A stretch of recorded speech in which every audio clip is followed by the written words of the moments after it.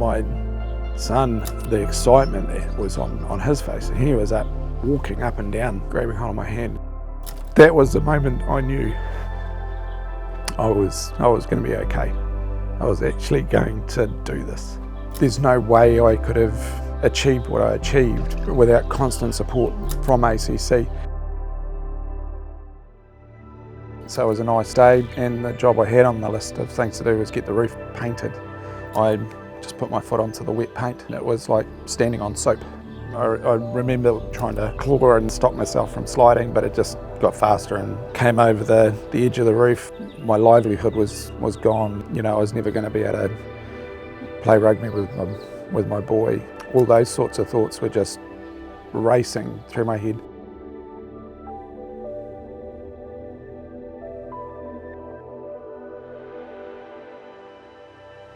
I could sort of see them coming out of the ambulance, and just to see him walking down, filled me with relief. I just knew I was going to be in good hands. Recognised the address as Derek's address. Sort of put a bit of a lump in my throat and going, oh heck, this is somebody I know.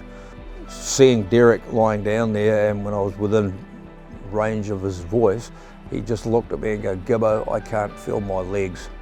And pretty much the lump in my throat got 17 times bigger. I'm going to need to suppress any emotions I've got here to do my job. It's a colleague, it's a good friend, and he's hurt bad.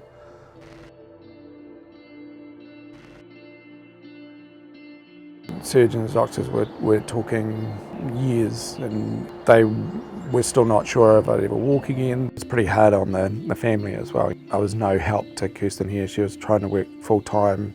We had a 4-year-old. It was a lot of pressure on the family, a lot of pressure on the girls in their early teens. And when you take one of us out of the equation and heap all that onto your spouse, it's quite damaging. Possibility of getting back to work was just gone. The active lifestyle that I had was gone. And then I just started researching, what was out there with prosthetics, what were people doing with prosthetics, what was going to be possible. Within a matter of hours, changed my whole outlook from, oh my God, I'm probably never going to get back to work, to damn it, I'm going to be the first one to get back to an active frontline role with a prosthetic.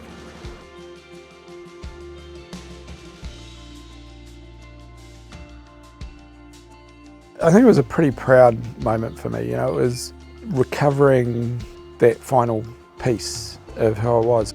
He bounced back and was actually an inspiration to a lot of our staff. He'd gone through such a horrendous accident, got through it, stubborn as he is, got back to work and was working frontline.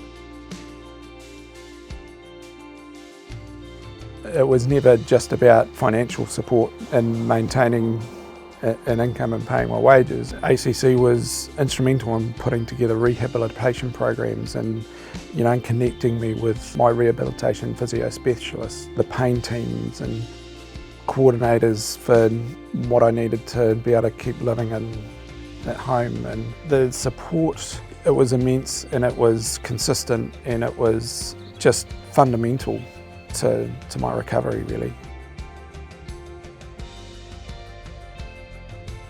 Anything you're doing, stop and think. Just stop and think, well, what if I'd only done that, I think I still would have been up on the roof painting it. Probably would have had a safety line and a harness. I was blasé about it. She'll be right. Been on the roof hundreds of times, never fallen off it before.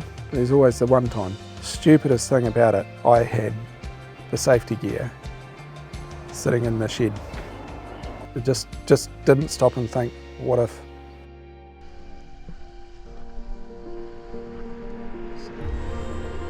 I just don't take anything for granted anymore. I don't take time for granted. Time that I have with family and doing the things that I enjoy doing. I'd grown up sailing, and I suppose it had always been a bit of a pipe dream of wanting to jump on a sailboat and sail around the Pacific. That was really calling, and I wanted to be able to share that with my wife and with my kids.